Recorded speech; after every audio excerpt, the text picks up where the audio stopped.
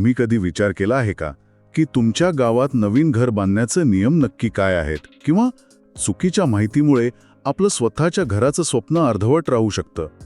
आजच्या चर्चेत आपण हेच जाणून घेणार आहोत. गावठाण विस्तार म्हणजे काय, नवीन घर बांधायला सरकार किती जागा देतं, घराच्या आजूबाजूला किती जागा सोडावी लागते, आणि सगळ्यात महत्त्वाचं म्हणजे कायदेशीर परवानगी कशी मिळवायची. हे सगळं आपण एकदम सोप्या भाषेत समजून घेणार आहोत. आणि हो, अशीच उपयुक्त आणि फुकट कायदेशीर माहिती हवी असेल तर आपला महसूलशाही चॅनल लगेच सबस्क्राईब करा. हा व्हिडिओ शेवटपर्यंत नक्की बघा, कारण मध्येच आम्ही घर बांधताना लागणाऱ्या कागदपत्रांची आणि नियमांची एक महत्त्वाची चेकलिस्ट देणार आहोत. तुम्हाला रामभाऊंची गोष्ट आठवते का? गावठाणात घर बांधायचं होतं बिचाराला, पण नियम आणि कागदपत्रांच्या चक्रात असा काही अडकला की अगदी वैतागून गेला होता. मग त्यांनी आपल्या महसूलशाही चॅनलवरचे व्हिडिओ पाहिले, आमच्याशी संपर्क साधला आणि तज्ज्ञांच्या मार्गदर्शनाने त्यांची अडचण चुटकीसरशी दूर झाली. आज आपल्यासोबत असेच एक तज्ज्ञ आहेत ज्यांना गावठाण आणि महसूल कायद्यांचा दांडगा अनुभव आहे. शासनाने सुद्धा त्यांच्या कामाची दखल घेऊन त्यांना महसूल मित्र पुरस्काराने सन्मानित केलं आहे. स्वागत आहे आपलं. नमस्कार. महसूलशाहीच्या सर्व दर्शकांना माझा नमस्कार. आज आपण गावठाण विस्तार व इमारत नियम 1967 यावर बोलणार आहोत. नाव ऐकायला जरा अवघड वाटतं, पण खरं तर हे नियम म्हणजे गावाच्या विकासाचा नकाशाच आहेत. महसूल आणि कायद्यांबाबत अशीच विश्वसनीय माहिती मिळवण्यासाठी आत्ताच आपला महसूलशाही चॅनल सबस्क्राईब करा. चला तर मग सुरुवातीला सांगा, हे गावठाण विस्तार नियम नक्की आहेत तरी काय, आणि त्यांचा मुख्य उद्देश काय आहे? हा खूप महत्त्वाचा प्रश्न आहे. अनेकदा लोकांना वाटतं की कायदे म्हणजे फक्त अडवणूक, पण तसं नाही आहे. हे जे 1967 नियम आहेत ते मुंबई ग्रामपंचायत अधिनियम 1958 अंतर्गत बनवले आहेत. आणि यामागचा उद्देश अगदी साधा आणि सरळ आहे. तो काय आहे? बघा, गाव वाढतं, लोकसंख्या वाढते, मग साहजिकच नवीन घरांसाठी जागा लागते. हा जो गावाचा विस्तार आहे तो कसाही कुठेही अनिर्बंध होऊ नये. अच्छा. तर तो एकदम नियोजनबद्ध पद्धतीने व्हावा, हा या नियमांमागचा मूळ विचार आहे.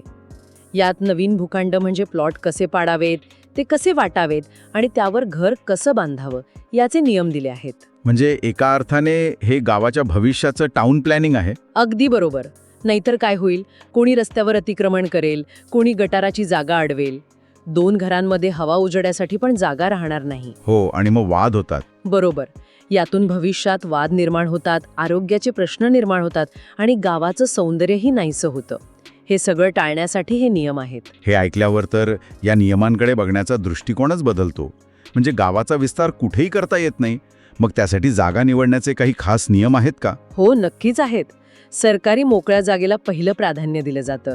जिथे पिण्याच्या पाण्याची सोय आहे किंवा सहज उपलब्ध होऊ शकते अशी जागा पाहिली जाते. आणि गायरान जमिनीचं काय? हा एक नाजूक मुद्दा आहे. तो शक्यतो गायरान जमीन टाळली जाते, कारण ती गावाच्या सार्वजनिक वापरासाठी, गुरांसाठी राखून ठेवलेली असते.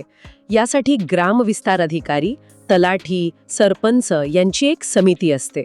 ते जागेची पाहणी करतात आणि मग एक अहवाल देतात. अच्छा, म्हणजे यात स्थानिक लोकांचा थेट सहभाग असतो. हो, आणि इथे क्विक फॅक्ट. हो, सांगा ना. नियम 4 प्रमाणे नवीन घर बांधण्यासाठी एका कुटुंबाला जास्तीत जास्त 150 चौरस मीटर म्हणजे सुमारे 1600 चौरस फूट जागा दिली जाते. फक्त 150 चौरस मीटर? हो, यामागे विचार असा आहे की जास्तीत जास्त गरजू कुटुंबांना जागा मिळावी. एकाच व्यक्तीला जास्त जागा देण्याऐवजी मर्यादित जागेचं समान वाटप करण्याचा हा प्रयत्न आहे. वाह, भारी माहिती दिलीत. बरं, महसूलशाहीच्या मागच्या व्हिडिओवर जळगावचे रमेश पाटील विचारतायत की या गावठाण जागेचा नकाशा कोण बनवतं आणि तो कसा असतो? रमेशजी, खूप चांगला प्रश्न विचारलात. ग्रामपंचायतीने नेमलेले अधिकारी प्रत्यक्ष मोजणी करून हा नकाशा तयार करतात.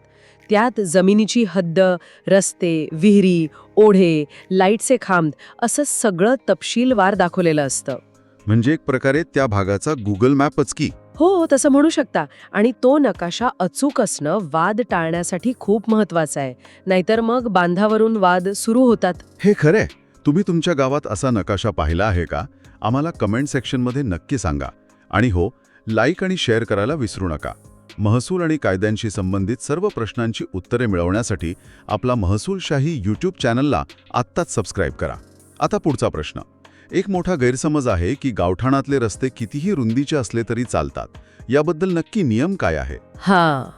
हा तर खूपच मोठा गैरसमज आहे आणि माझ्या अनुभवातून सांगतो, रस्त्यांवरूनच पुढे मोठे वाद होतात. नियम 6 आणि ब नुसार गावठाणातील रस्ता कमीत कमी 4.5 मीटर म्हणजे साधारण 15 फूट रुंद असावा लागतो. 15 फूट? अरे बापरे! हो. यामुळे गावात रुग्णवाहिका किंवा अग्निशमन दलाची गाडी सहज येऊ शकते. भविष्याचा विचार करून हे नियम बनवले आहेत. हे लक्षात ठेवलं तर पुढे मोठा फायदा होईल. आता जरा घराच्या बांधकामाबद्दल बोलूया. घर बांधताना पुढे मागे किती जागा सोडावी लागते? म्हणजे सेटबॅक्सचे नियम काय आहेत? हे प्लॉटच्या आकारावर अवलंबून आहे. उदाहरणार्थ 150 ते 200 चौरस मीटरच्या प्लॉटसाठी समोर 3 मीटर. 3 मीटर म्हणजे साधारण 10 फूट. बरोबर. मागे 2.5 मीटर आणि कमीत कमी एका बाजूला 1.5 मीटर जागा सोडावी लागते. हे नियम 7 मध्ये दिलेला आहे. पण यामुळे बांधकामासाठी जागा कमी होते की? जागा कमी होते, पण त्या बदल्यात घरात हवा खेळती राहते, नैसर्गिक उजेड येतो आणि 2 घरांमध्ये योग्य अंतर राहतं. आरोग्याच्या आणि सुरक्षिततेच्या दृष्टीने हे खूप महत्त्वाचं आहे. हे तर खरंय. आता घरातल्या खोल्या, स्वयंपाकघर, संडास बाथरूम यांच्या आकाराबद्दलही काही नियम आहेत का? हो, नक्कीच आहेत. नियम 8 ड नुसार स्वयंपाकघर कमीत कमी 5.6 चौरस मीटर म्हणजे साधारण 60 चौरस फूट. बरोबर. संडास किमान 1.1 चौरस मीटर म्हणजे 12 चौरस फूट आणि स्नानगृह किमान 1.9 चौरस मीटर म्हणजे 21 चौरस फूट असावं. हे आरोग्याच्या दृष्टीने खूप महत्त्वाचे आहे. पुरेशी जागा असली की स्वच्छता राखणं सोपं जातं. हे नियम ऐकल्यानंतर कोणाला घरात काही बदल करणे गरजेचे वाटते का? कमेंटमध्ये नक्की सांगा. आणि घराच्या उंचीबद्दल काय नियम आहेत? किती मजले बांधता येतात? नियम 8 न्य नुसार तळमजल्याची उंची साधारण 3 मीटर म्हणजे 10 फूट 10 फूट आणि वरच्या मजल्यांची उंची 2.5 मीटर म्हणजे 9 फूटपेक्षा कमी नसावी. यामुळे घरात एकदम मोकळं वाटतं.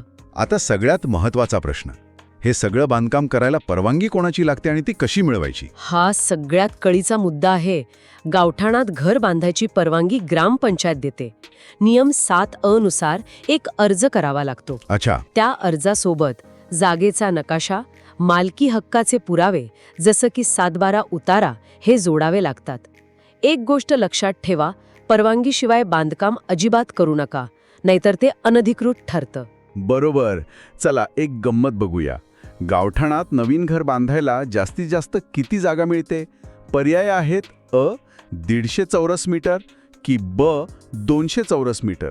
तुमचं उत्तर पटकन कमेंट करा. एका शेतकऱ्याची कागदपत्र अपुरी होती, त्यामुळे परवानगीला खूप उशीर झाला. म्हणून आता मी काही स्टेप बाय स्टेप टिप्स देत, त्या लक्षात ठेवा. हो, हे तर खूपच उपयोगी पडेल. स्टेप 1, कागदपत्रे तयार ठेवा.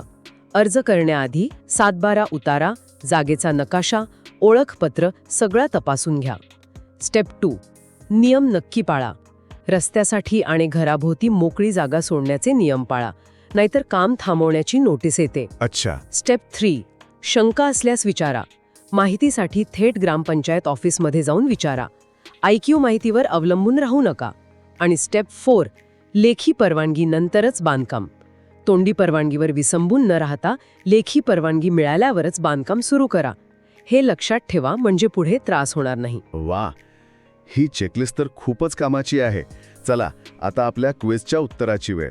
बरोबर उत्तर आहे पर्याय अ 150 चौरस मीटर.